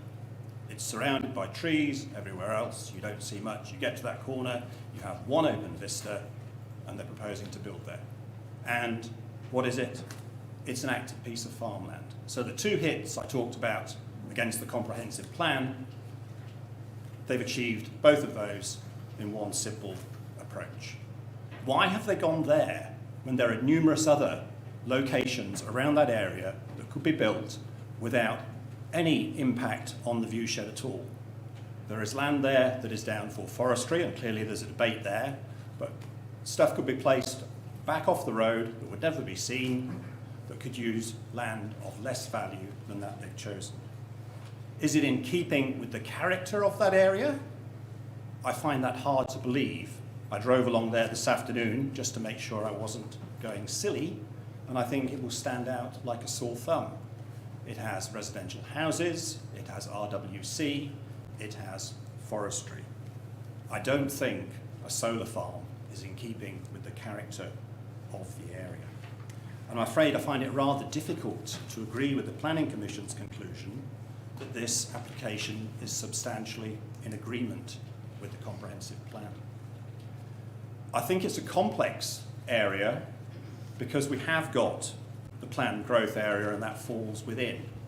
But one of the things about the planned growth area is it is the area where we look to concentrate the county's resources. Not only infrastructure, but that's where our people are, the majority of our people. Our schools are, our good roads are, our bandwidth is, our sewers will be. And then we go and put something on there that just occupies land and brings no additional value to that area and doesn't use any of those precious resources that we've concentrated in that area. The issue with this solar proposal is all about location. The location is wrong. And so in summary, I oppose the development of a solar farm at Old Salem Road, as the location is adjacent to the Highway Corridor Overlay District and in the planned growth area, and this location is inappropriate for utility scale solar development. Thank you very much, gentlemen. Thank you. Mr. Raleigh Simmons?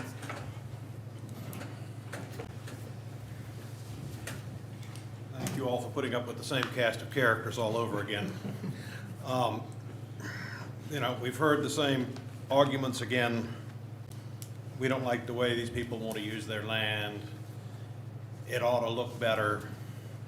You know, the county ought to have the right to have the vistas across their field. Well, they could plant it in pine trees and you'd have no more vistas. That's a perfect right that they have to do if they want to do it. Will they? Probably not. This field is comparable to my farm, right? The same, Jock Shelton farms, it's the same as he farms my farm. This is a single crop field.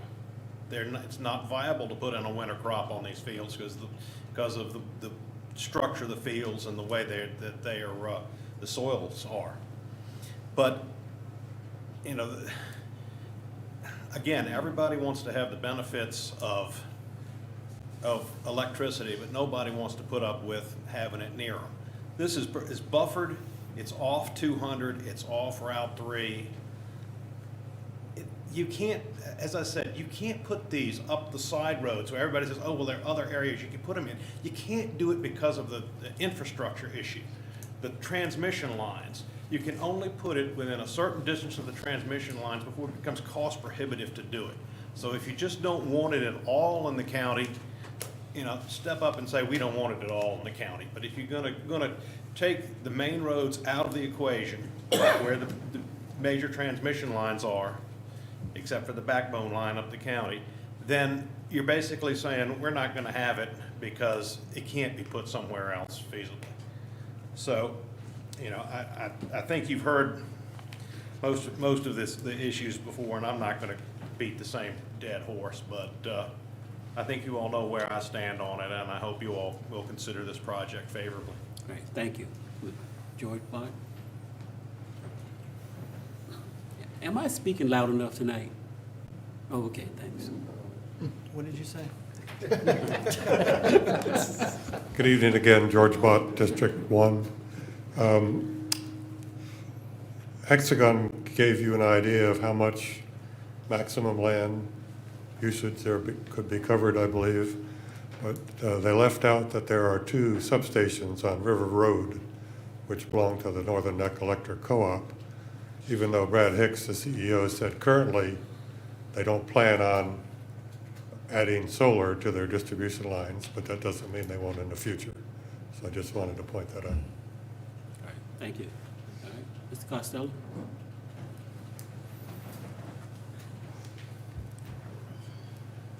Aren't you glad you're retiring? Or leaving? Charlie Costello. We talked about transmission lines. It's not the transmission lines, it's the distribution lines. And they're talking about between the 2 substations and all. But there are going to be more substations. There's a substation in Whitestone, which was just added when they came across and with the lines under the river. And they've already tried to add battery storage for that area. They're also, if they increase it to 230, that gives them more capacity, they being Dominion, to have more solar activity. Because right now it's 115. Waller, when it was put in, everybody said, oh, they're going to use most of the capacity, and that's what we're going to have. Well, there's Mary Point Solar coming along for Dominion, using another 100 megawatt, plus they want 50 battery storage. So that's there.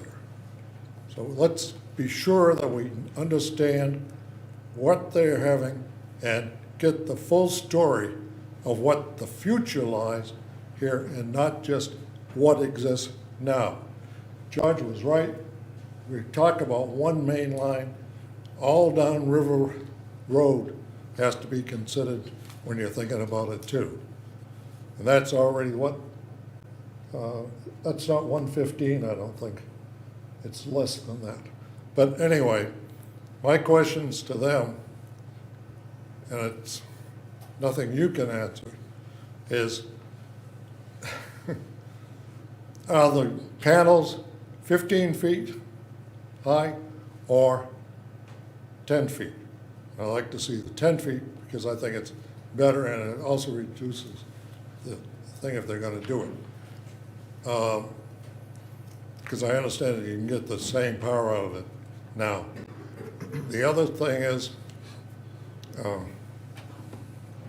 and I've lost it on that, but there's a question about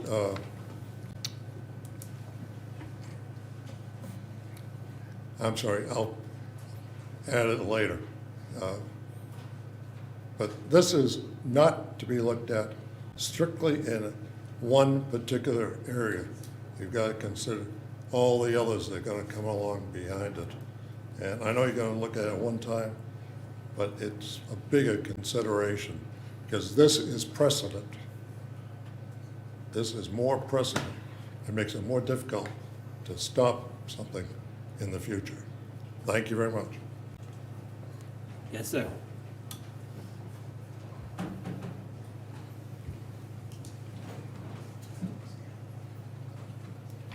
Thank you, Ernest. I'm Bruce Julian. I live in District 5. I also serve on the County Wetlands Board and have for several years, and also other committees that you all put me on at high-paying opportunities. I just want to express an overall concern about promises and ordinances and enforcement. I heard a lot of promises that apparently were developed in the last couple days regarding this particular one, but as I see things unfolding in the county with you all placing specific conditions and promises on property, it's going to do this, we're going to plant this many shrubs, we're going to plant this many trees, I see very little enforcement. Ordinances without enforcement, permits without enforcement mean nothing. So if we're going to do that, Don's going to have a lot more staff to do that. I think you might agree to that. As the building department is, as the environmental person is. But, you know, if we're going to put if variances and conditions are going to be placed on any application regarding zoning, permitting, building, we have to have teeth. And when something doesn't happen, we have to go to enforcement. And I see very little of that happening. Thank you. Thank you. All right. Anyone else? Anybody online?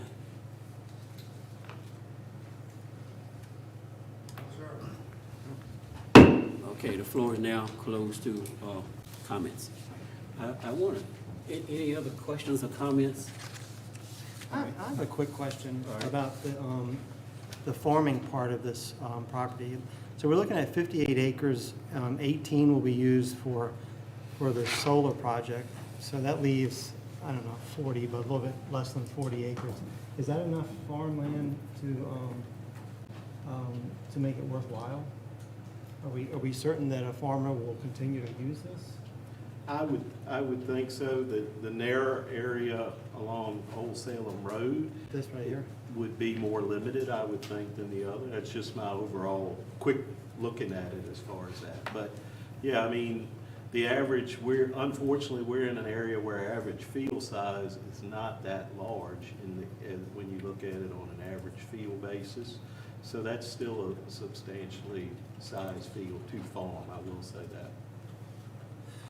So the question was posed earlier, and I'll come out and say it. I don't want to see solar panels. I don't like them. I don't want them in my county. But I am just one vote on this board.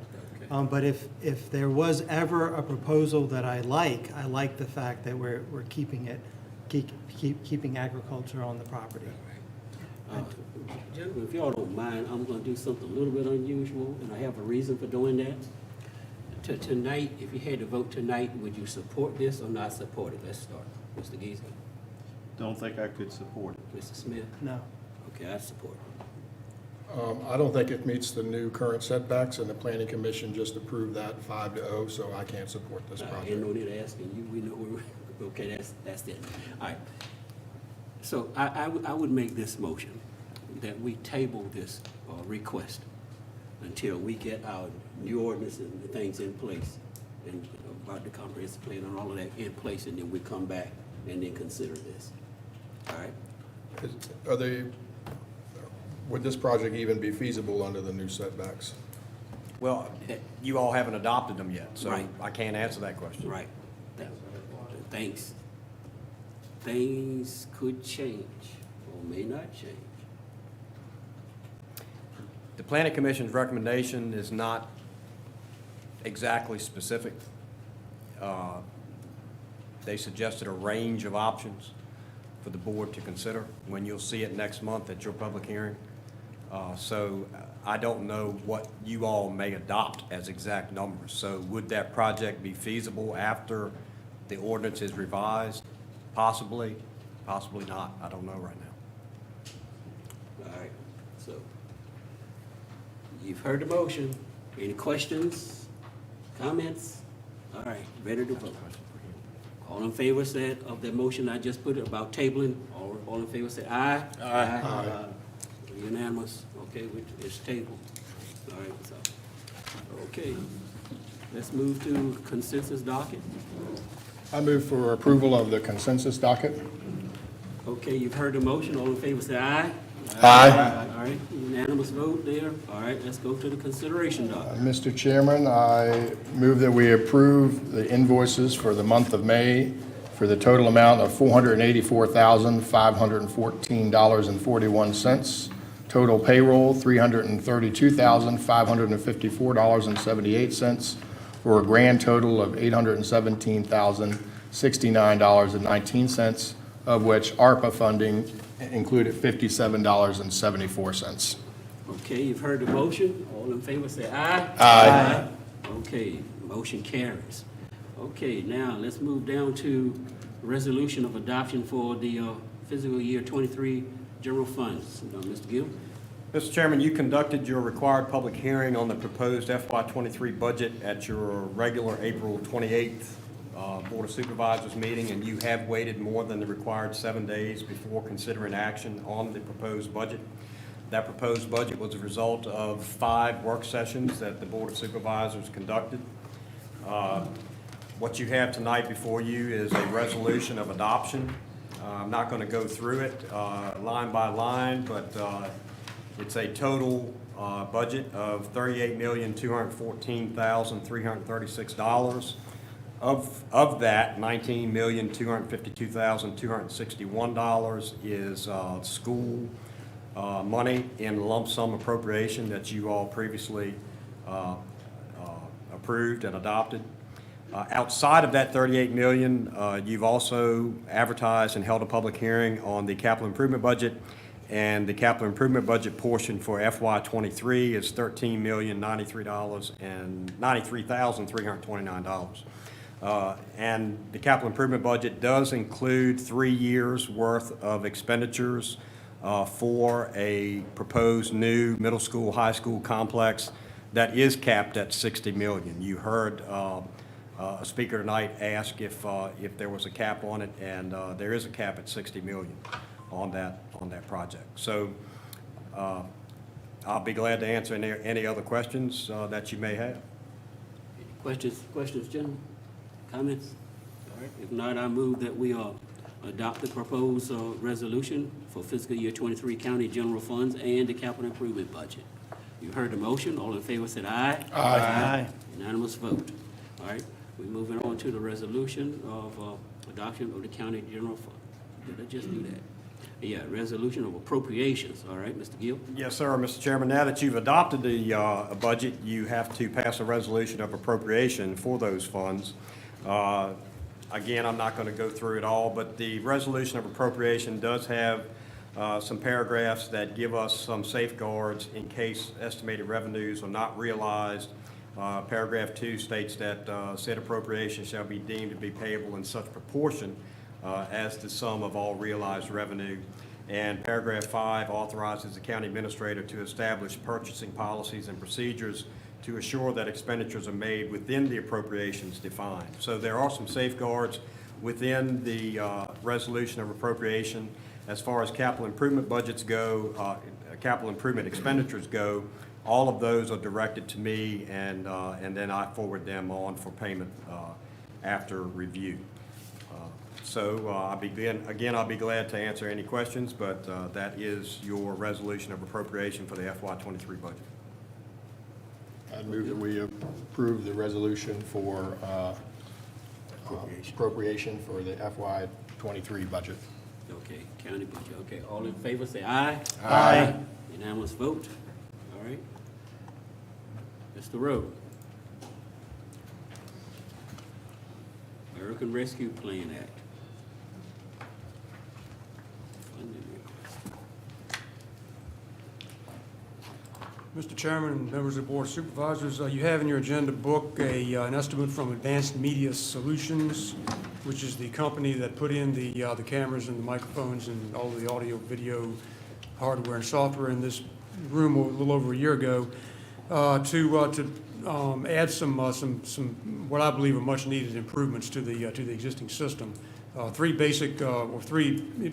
main elements here. Number one is placement of an additional camera in this room, which would be put basically right above my head, somewhere above that window right there, that would allow me to capture a side view of this, to be wide angle enough for me to capture a side view of this area right here, to sort of eliminate all of the back and forth that I have to do with the camera angles when we have someone at the podium.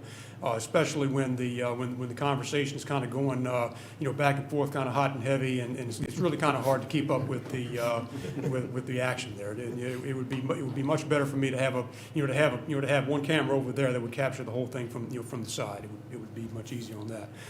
The second thing is the addition of 2 additional wired microphones that would be located at the main tables out front here.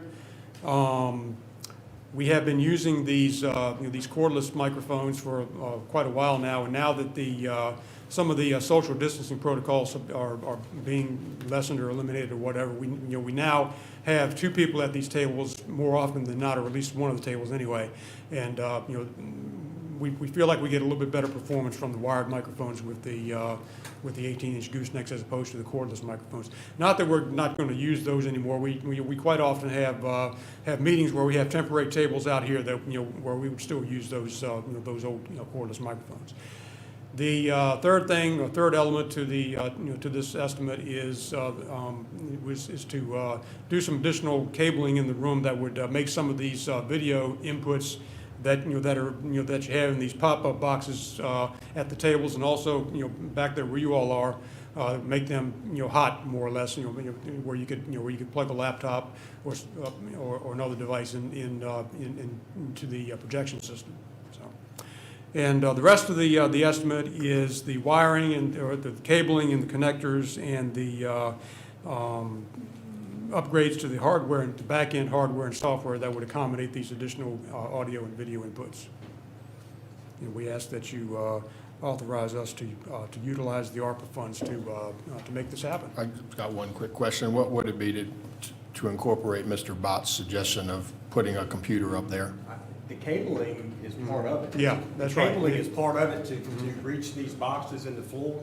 So all, our original intention was to have a podium at each place so that people who walked up the aisles wouldn't have to walk in front of folks. They could come to each podium. So I don't think Advanced Media Solutions would sell the podium, and we can certainly buy a podium, but the cabling to reach these ports is part of the proposal. I think at one time we had tentatively planned on having the podiums custom made. Yeah.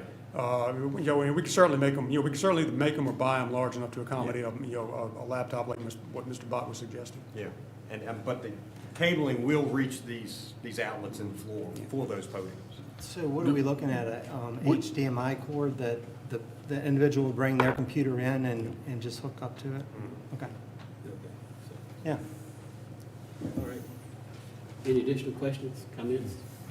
All right. Okay, what's your wishes, gentlemen? I move that we approve this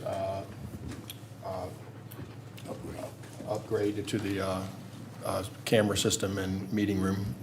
You've heard the motion. All in favor said aye. Aye. Unanimous vote. Thank you, sir. Thank you, gentlemen. All right. Okay.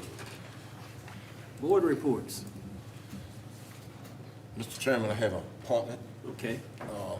Mr. Edward J. Davis, Jr., back to the Wetlands Board. I mean, not good. It's getting late. You got me thinking wetness. Board of Zoning Appeal. Okay, you've heard that motion. All in favor say aye. Aye. So is appointed. All right. Any others? All right. Mr. County Administrator. Mr. Chairman, Brian stood up earlier tonight and said this was his last meeting, and just a couple of thoughts on that. I didn't know that Jim was coming tonight. I didn't know if he was going to Zoom in or not, so I actually had Brian set up over there. And when I found out Jim was coming, I went to Brian. I said, Brian, Jim's coming. Do you want to sit by me? And he said, well, your voice sounds a little scratchy. I don't know if you're catching something or not. He said, how about if I sit behind you? And I said, okay, we'll put you back there. And then I asked Bill, I told him the same thing. He said, well, I don't care. I'll sit by you. So that's how Brian wound up back there tonight. And during the height of the COVID pandemic, that's where he sat most of the time anyway. So, but Brian, your coworkers got this card for you and a little gift. Along with it, I just want to thank you for 14 years of service. Thank you. There's a gold watch in there. It's actually a gift card to Farm & Home Supply, which will fit in very nicely with his next adventure. So that's just wanted to say that. Mr. Chairman, just to update the board and the public on a few items, we had an RFP in the newspaper the last 3 weeks. Hopefully to get bids to rebuild the existing pier at the Greenville Creek Marina and build the 40-foot extension for the fishing pier. That RFP closed yesterday at 5 p.m. And I regret to say that we did not get any bids on that RFP. So Mr. Bruce Julian, who is the chairman of our Public Access Committee, has offered to tweak that RFP, and then we'll re-advertise, probably with a wider net this time, and hopefully we'll get some responses the next time that we do it. You may have seen the newspaper today. We have requests for proposals in the paper for professional engineering services and professional architectural services as needed. You all have directed me to do that, to be able to allow us to have on-call engineers and architects to design the mainly public access sites at this point, but they'll be available for other county projects as well. So those RFPs are out. The responses are due back on June 17th. I'm pretty confident that we'll get some responses to those. John, did those go out elsewhere besides the Record, or? They're in the Rappahannock Record, and they will be advertised in the Richmond Times-Dispatch on a Sunday edition. And I have also sent out emails to local firms that I'm aware of, just giving them, just a heads up, say, hey, if you're interested, here it is. So that's out there. I think that's all I have right now. Okay, that's all you have right now. Yeah. We have with us our school officials. I'm going to ask you want to give us an update or whatever, what's happening with the schools? I know you're not prepared for that. I'll just put you on the spot. You put them on the spot. In regards to anything specific? No. I'm not going to put you on the spot that bad. Well, we're wrapping up the year. We have 2 more days of school. It was a recovery year, so we have hopefully made great successes this year and closed some achievement gaps. We're waiting to get results back from end of the year assessments. And, overall academically, it's been a really good and successful year getting the kids back in. We've kept them in all year, and super proud of that, and looking forward to an even better year next year and continuing to close those gaps. All right. Thank you. Yep. The early childhood center still on schedule to open September, right? Yes, we are waiting for a few, some of the site work to be completed behind the Early Childhood Center. And so we're going to have an amazing playground that goes with that Early Childhood Center as well. Are we going to try to schedule like a grand opening for that? Absolutely. Yeah, we'll get the community in and kind of like a big open house, let everybody see it. So it's beautiful inside. It's nice. It still has some graphics to be done in the halls and on the walls and in the classrooms, but it's going to be such a nice facility. It's exciting just walking into it and seeing it. It just feels good. Okay. Thank you very much. You're welcome. Okay. Thank you. Okay. Can I just mention, Yes, sir. say 2 things? So Bruce brought up a great point, and we, as a board, we are coming up with lots and lots of restrictions because we want to make sure that we don't do something we're going to regret. And so I tend to ask a lot of people their feelings on solar panels, and I get the same response. They really don't have a strong feeling one way or the other than they don't want it in their backyard. So I think as a board, we just kind of need to decide where we want to go with it. Are we putting these restrictions in because we really don't want them? Because if with each restriction, we do have to police those, and it is going to be very difficult. And it's not anything I'm asking of you, it's just something to think about. The other thing, since our administrators, our school board is here, someone mentioned to me this past week, isn't this like the worst time in the world to build a school? With inflation and with the cost of goods. And I reminded them of my wife and myself when we were thinking about having kids. And if it was up to me, we wouldn't have kids because I was waiting for the perfect time, when we had enough money, when the economy was right. It had to be perfect. Thank God Shannon decided that she wasn't going to wait for me. They are my kids, though. They are my kids. I'm glad you cleared that up. Yeah. I walked right into that one. I was seduced. Better stop while you're ahead. Yeah, better stop there. We don't need to hear So anymore. the point I'm making is that this is a perfect time, and we're going to do it. Okay. You probably need to remind them too that we could have did this, 10 years ago? They said it was not the perfect time. That's right, that's right. Yeah. We could save a lot of money. Yeah, that's right, exactly right. Well, I would say if we did build, and I don't